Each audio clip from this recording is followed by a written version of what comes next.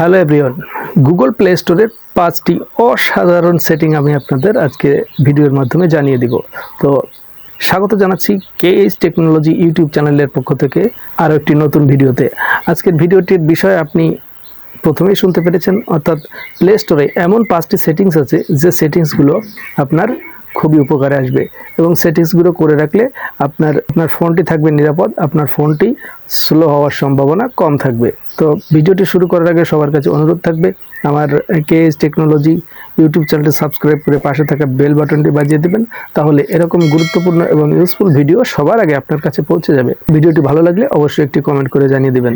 তো চলে যাচ্ছি আমি আমার মোবাইল স্ক্রিনে। ভিডিওটি না টেনে বাকি অংশ কন্টিনিউ করুন, তাহলে অবশ্যই গুরুত্বপূর্ণ 5টি সেটিং আপনি শিখতে পারবেন। চলুন মোবাইল স্ক্রিনে। So welcome back to my mobile screen. Play স্টোরের যে 5টি সেটিং আপনাদের দেখাতে চেয়েছি তার প্রথম সেটিংটি এখন আমি দেখাবো। এর জন্য চলে যেতে হবে প্লে স্টোরে আসার পর উপরে প্রোফাইল আইকন দেখতে পাবেন, জাস্ট এখানে একটি ট্যাপ করে দিবেন। ট্যাপ করার পর এরকম একটি ইন্টারফেসে নিয়ে আসবে। এখান থেকে দেখতে পাবেন এখানে আছে সেটিংসের উপর একটি ট্যাপ করবেন। সেটিংসে ট্যাপ করে দেওয়ার পর এখানে দেখবেন নেটওয়ার্ক প্রিফারেন্সের উপর একটা ট্যাপ করবেন। এরকম অনেকগুলো সেটিংস এখানে দেখতে পাবেন।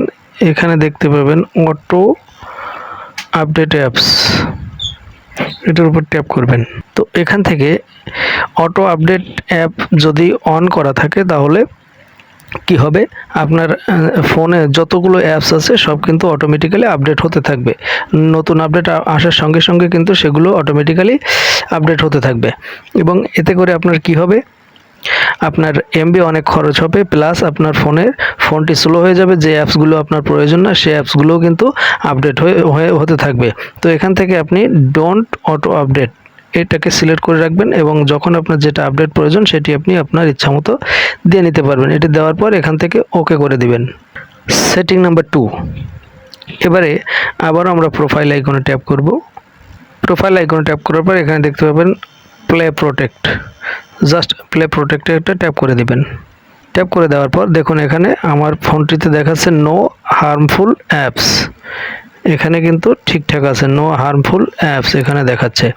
আপনি এখান থেকে স্ক্যান করতে পারবেন, দেখুন এখানে স্ক্যান অপশানটিও রয়েছে। তো এখানে আমি স্ক্যান করে দেখাচ্ছি। স্ক্যান করার পর এখানে শো করবে যে এখানে হার্মফুল কোনো অ্যাপস আছে কিনা। তো এখানে গুগল প্লে স্টোর হয় কি, নতুন নতুন কোনো অ্যাপস, যে অ্যাপসগুলো আগে ভালো ছিল, যেগুলো গুগল প্লে স্টোর অনুমোদন পেয়েছিল, এখন গুগল প্লে স্টোর থেকে সেটি কিন্তু রিমুভ করে দেওয়া হয়েছে এবং আপনার ফোনে কিন্তু সেটা থেকে গেছে। তো ওই অ্যাপসগুলো কিন্তু এখানে স্ক্যান করার পর আপনার ফোনে কিন্তু শো করবে। তো সেটিকে ডিলিট করে দিলে আপনি কিন্তু নিরাপদ থাকতে পারবেন। সেটিং নাম্বার 3, আবার আমরা প্রোফাইল আইকনে ট্যাপ করব। প্রোফাইল আইকনে ট্যাপ করার পর এখানে দেখবেন ম্যানেজ অ্যাপস অ্যান্ড ডিভাইস, এটার উপরে একটি ট্যাপ করে দিবেন। এটার উপর ট্যাপ করার পর এখানে ম্যানেজে ট্যাপ করবেন। এখানে আপনার ফোনে যে অ্যাপসগুলো ইনস্টল রয়েছে সেই অ্যাপসগুলো দেখাচ্ছে, ইনস্টল দেখাচ্ছে। ইনস্টলের উপরে একটি ট্যাপ করবেন। ইনস্টল ট্যাপ করার পর নিচে দেখতে পাবেন নট ইনস্টলড, এখানে একটি ট্যাপ করবেন। এখানে ট্যাপ করার পর আপনি এখন পর্যন্ত আপনি যতগুলো অ্যাপস প্লে স্টোর থেকে ইনস্টল করেছেন, করার পর আপনার প্রয়োজন হয়নি, আবার আনইনস্টল করে দিয়েছেন, সেই অ্যাপসগুলো এখানে শো করবে। এখান থেকে যদি আপনার কোনো অ্যাপস ইউজ করেছেন সেটি এখন আবার আপনার প্রয়োজন হচ্ছে কিন্তু সেই অ্যাপসটির নাম আপনার মনে নেই, সেটি এখান থেকে খুঁজে আপনি আবারও ইনস্টল করে নিতে পারবেন। আর আপনার যদি প্রয়োজন না হয় তাহলে এভাবে করে এখানে টিক মার্ক দেওয়ার পর উপরে ক্রস চিহ্ন আছে সেখানে ট্যাপ করবেন। ট্যাপ করার পর রিমুভে ট্যাপ করে দেবেন, জাস্ট এই অ্যাপসটি এখান থেকে রিমুভ হয়ে যাবে। সেটিং নাম্বার 4, তো 4 নম্বর সেটিং, এটিও খুব গুরুত্বপূর্ণ হতে চলেছে। আবারও আমরা চলে যাব প্রোফাইল আইকনে, সেখান থেকে সেটিংয়ে ট্যাপ করার পর এখান থেকে যাবেন জেনারেলে একটি ট্যাপ করবেন। জেনারেলে ট্যাপ করার পর এখানে দেখতে পাবেন থিমের উপর একটি ট্যাপ করে দিবেন।